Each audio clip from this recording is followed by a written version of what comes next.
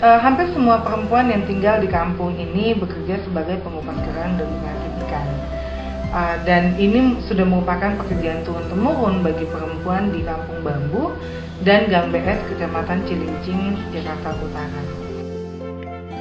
Pekerjaan mengupas kerang dan menjemur ikan menjadi kegiatan sehari-hari bagi perempuan.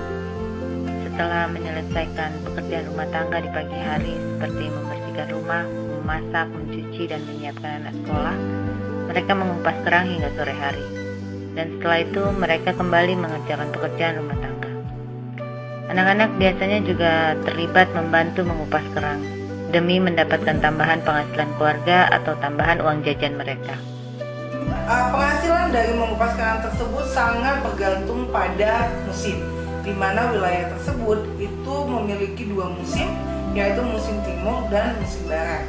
Musim timur cukup aman bagi nelayan di sana untuk mendapatkan ikan dan kerang yang lebih banyak.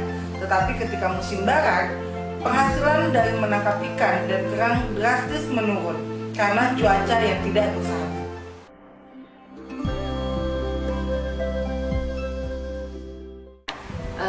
Perempuan di perkampungan yang biasanya diposisikan sebagai nomor 2 juga mempengaruhi pada situasi sosial, ekonomi, dan politik mereka. Seperti hal perempuan yang menjadi atau membantu penghasilan keluarga dengan mengupas kerang ataupun menghasilkan ikan, namun sebenarnya mereka sudah termasuk membantu atau menjadi tulang punggung dalam memenuhi kebutuhan keluarga. Namun pendidikan perempuan atau peran perempuan dalam ruang-ruang pengambilan keputusan tetap tidak menjadi prioritas. Hal ini berdampak pada rendahnya kesadaran perempuan atas pentingnya keterlibatan dalam pengambilan keputusan seperti kebersihan, sanitasi, dan kesehatan reproduksi perempuan. Ditambah lagi dengan kondisi kemiskinan yang mereka alami, sehingga mereka harus memilih prioritas dalam menyekolahkan anak perempuan ataupun anak laki-laki, ataupun dalam menyediakan waktu untuk rapat atau mengerjakan pekerjaan rumah. Dari mengupas kerang, perempuan mendapatkan 1.500 hingga 2.000 rupiah per kilogramnya. Demi mendapatkan penghasilan yang cukup, mereka mengupas kerang sebanyak-banyaknya.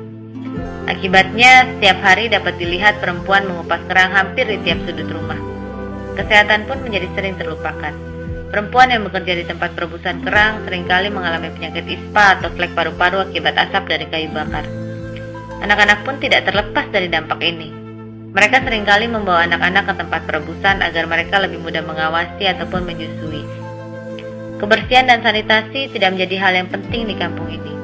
Tumpukan sampah di mana-mana, kualitas air yang buruk, dan serangan lalat akibat tumpukan kulit kerang di sekitaran rumah membuat perempuan dan anak-anak seringkali terserang penyakit kulit atau diare.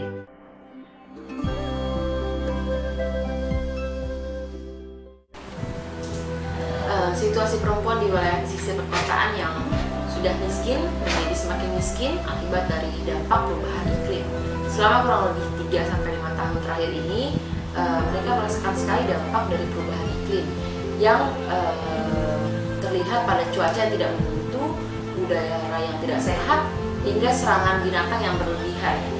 Dahulu pergantian musim dirasa jelas bagi para nelayan. Kapan mereka bisa melaut dan kapan mereka tidak bisa melaut. Mereka dapat mengantisipasi masa-masa sulit dikala hasil laut menurun. Sejak cuaca menjadi tidak menentu, terkadang mereka harus menghadapi musim barat yang berkepanjangan. Atau bahkan bukan tidak mungkin mereka menghadapi cuaca buruk dikala musim timur. Kondisi masyarakat nelayan yang sudah buruk karena kemiskinan menjadi semakin buruk akibat perubahan iklim.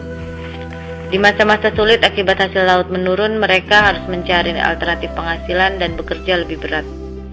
Kesibukan orang tua dalam mencari nafkah juga berpengaruh pada pola konsumsi anak-anak, yang menjadi lebih senang untuk jajan atau makan makanan instan yang jauh dari gizi.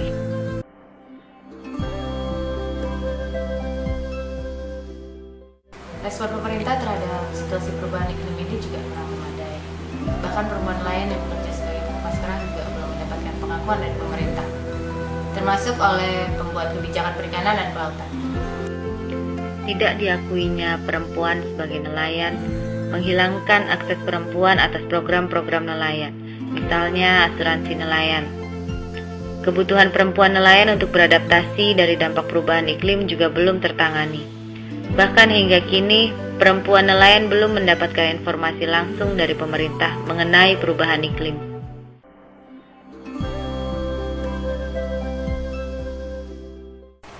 Walaupun di Kampung Bambu dan Gang BS perempuan belum melakukan upaya dan inisiatif dalam menghadapi perubahan iklim, tapi mereka telah melakukan berbagai upaya dalam mempertahankan kehidupan mereka.